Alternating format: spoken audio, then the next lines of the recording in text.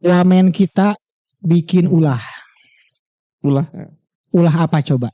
Ulah itu yang ada di Ulah itu nggak boleh. ulah. Bentar. Ulah itu yang ada di daun. Oh, kepompong itu sebelumnya.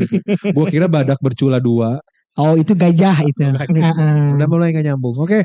Jadi si wamen itu bilang kalau misalkan nggak mau kerja di Indo, aduh gitu ya katanya ya.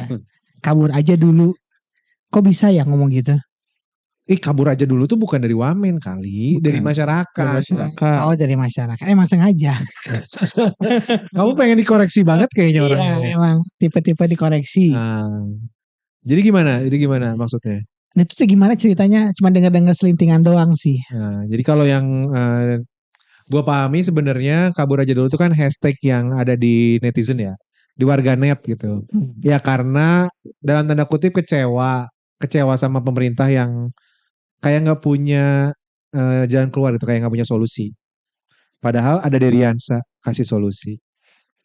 Masuk. Nggak masuk. Masuk.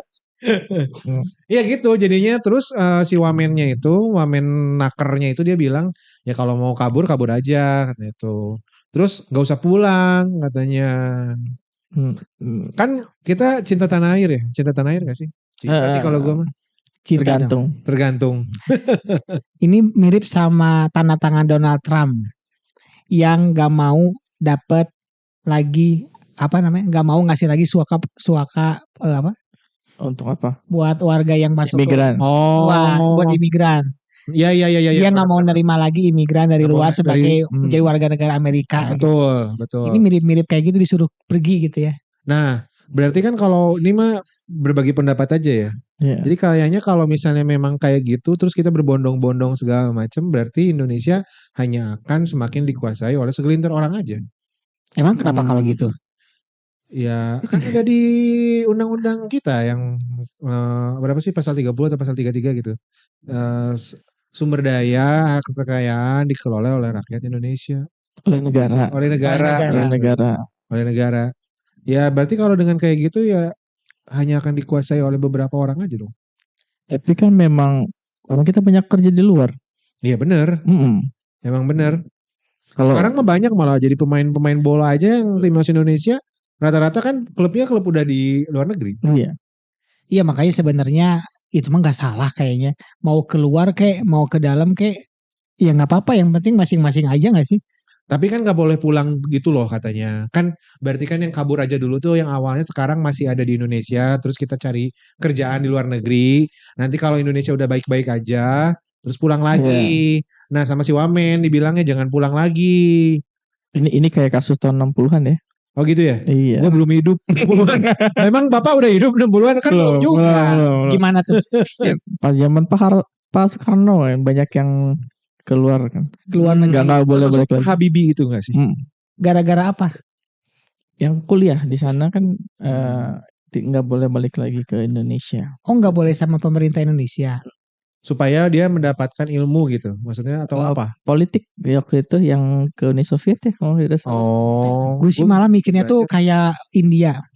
India itu kan memang sengaja orang-orangnya itu para keturunannya disuruh keluar. Bisa baik lagi. Jadi kan Perdana Menteri Inggris orang India. CEO besar ya. India. Orang India juga kan. Mungkin kayak gitu maksudnya kalau kita positive thinking ya. Betul. Tapi apa ya, kalau gue lihat ini tuh kayak ada perbedaan dari sebuah tutur kata gitu. Jadi maknanya tuh antara diartikan lain atau memang sarkas bener gitu. Jadi maksudnya tuh merendahkan kalau dia itu nggak akan mampu lah kerja di luar, udah pasti jadi kacung di luar. Iya kayak gitu. Atau mungkin sebaliknya, oh pastilah bersukses makanya keluar aja, udah usaha aja di luar, ntar kalau udah kaya balik lagi ke Indo gitu nggak sih? Iya bisa juga. Tapi kan maksudnya emang apa ya? Kalau gue ya sebagai warga negara pengennya tuh diberikan sebuah statement bahwa kalau misalnya memang ada kesempatan berkarir di luar negeri, ya nggak apa-apa, berkarirlah. Udah cukup gitu, jangan disuruh nggak usah balik lagi. Lah emang kayak kita nggak punya rumah gitu. Lah, contoh aja kayak misalkan si Bagus. Bagus itu kan belum Prof ya? Belum kayaknya. Dosen ya. Nah si Bagus itu kan dia dari Nottingham itu emang disuruh sama kampusnya, bukan gara-gara serta merta ke Indonesia itu pengen pengen ngejadiin Indonesia itu jadi lebih baik, nggak Ah, serta-merta itu kan. dia ada tugas gitu. Iya. Dia kayak ada tugas. Banyak juga peneliti kita kan yang jadi peneliti di luar. Nah iya makanya jadi Iya. sebenarnya siapa yang menugaskan siapa ini tuh kan. Habibie juga kan di luar. Iya sih. Tapi kalau gue ya buat gue pribadi ini memandangnya kayaknya, mestinya nggak kayak gitu dong ngomongnya gitu loh. Kalaupun diartikan lain ya it's okay gitu. Tapi buat gue kayaknya, nggak gitu deh. Justru bagus sih kata gue sih. Nah, Kenapa? Karena memang ya contoh aja India. India kan bisa mengekspansi dengan darahnya dia sebagai orang India kan menguasai dunia. Singapura tempatnya orang-orang di seluruh dunia berkumpul di Singapura yang luasnya nggak lebih besar dari Jakarta. Iya. Tapi sangat powerful jauh dibandingkan dengan Indonesia. Betul. Jadi sebenarnya itu tinggal mindsetnya kita sih. Kalau misalkan kita mikirnya lu pergi aja ke luar negeri, oh itu tuh motivasi kita terus pergi di luar negeri biar berkarya di luar negeri. Jangan mikir lah kok gue diusir, kan gue itu tanah airnya di Indonesia, gue minum ya airnya Indonesia, gue lahir dari tanahnya Indonesia, kan gitu ya. Sebenarnya itu mindset aja sebenarnya. If kalau akhirnya semua orang yang kompeten dan capable itu keluar dari Indonesia, Bagus. tapi akhirnya Indonesia jadinya siapa gitu yang akhirnya akan memimpin? Apakah memang akhirnya dibiarkan memang skemanya seperti itu? Nggak hanya mimpin sih, memajukan. Siapa yang memajukan Indonesia? Apakah orang-orang luar masuk ke Indonesia?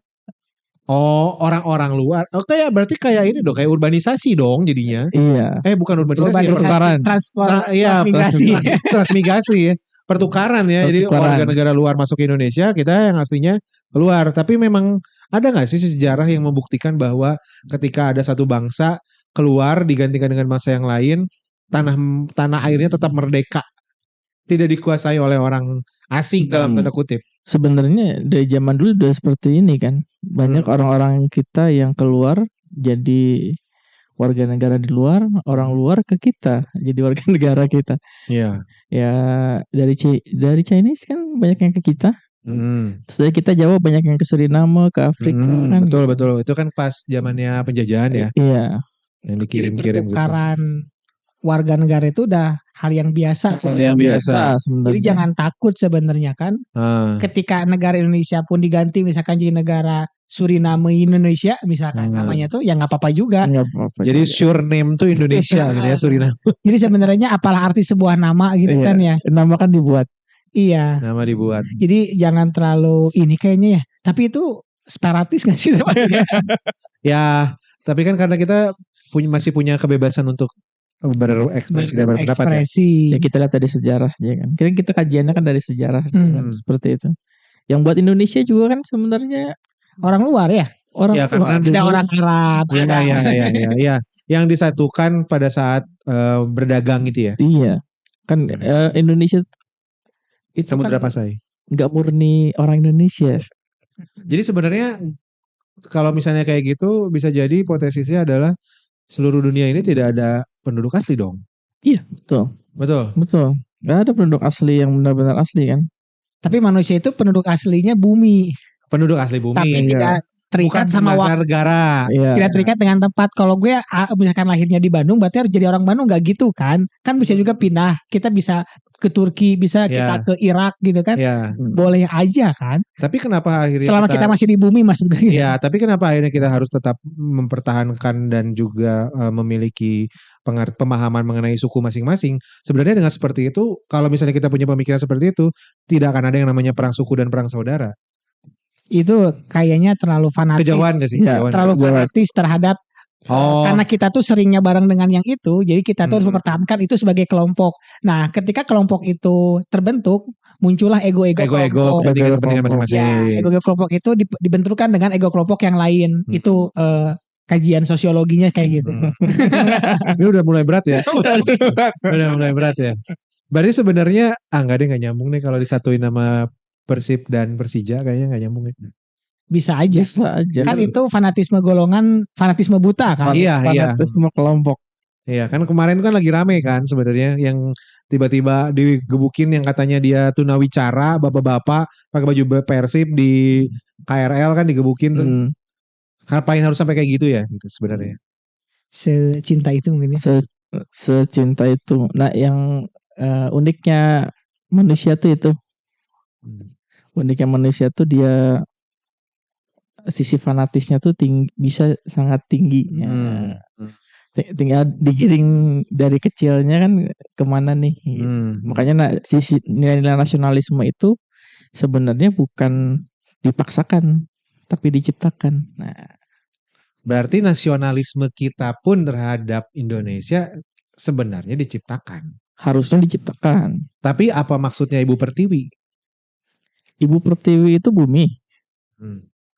Bumi. Iya. Oh, jadi orang Amerika pun punya Ibu Pertiwi. Punya. Gitu ya? Orang Amerika punya Ibu Pertiwi. Ya. Ini nanti ke teori konspirasi ya. Nanti ini bisa kalian tonton ketika Ramadan. Kenapa ada istilah Ibu Pertiwi gitu kan? Iya. Jadi gimana nih kalau gue masih in a state of bahwa gue kurang setuju dengan perkataannya Wamen dan juga Pak Luhut. Alasannya? Karena mungkin ya tadi ya kalau berdasarkan tadi kajian tadi berarti fanatisme gue mungkin akhirnya itu terbentuk dari lingkungan ya. Lalu yang selanjutnya lingkungan yang gak bisa lu pilih. Iya betul. Nggak bisa gue pilih kan dari awal gitu. Lalu yang selanjutnya gue masih punya pemikiran bahwa ya orang-orang Indonesia itu sebenarnya gak jadi masalah juga untuk tinggal di Indonesia ataupun di luar negeri. Tapi dia akan selalu punya hak dan pilihan untuk balik lagi ke Indonesia. Iya, Indonesia tuh yang dia cinta tanah air sebenarnya karena suku. Dia bakal balik lagi ke tempat leluhurnya. Jadi kalau kita lihat di diaspora yang di luar negeri kan, mereka pasti ada suatu saat dia pengen kembali lagi ke Indonesia. Makanya kenapa kalau pernah ke luar negeri lama terus dengerin lagu Indonesia Raya merinding ya, karena nggak pernah ya, karena jarang ya. Beda dengan kita yang setiap upacara gitu. Terus kalau misalkan kita ketemu sama orang Indo lagi, dari mana mas? Waduh, ini udah langsung gitu ya. Kita yang biasa capek-capek berbahasa Inggris ternyata langsung. Jadi sama kayak misalnya kalau ketemu sama rekan sekampung gitu. Iya betul. Langsung bahasa daerahnya tuh kan. Jangan kan gitu. Orang Sunda ke Sumatera, itu udah kayak teman dekat ya. Kalau cuma beda pulau kan, apalagi ke luar negeri kan. Berarti udah fitrahnya seperti itu ya. Kalau usaha dibuat-buat juga mereka akan cinta terhadap Indonesia.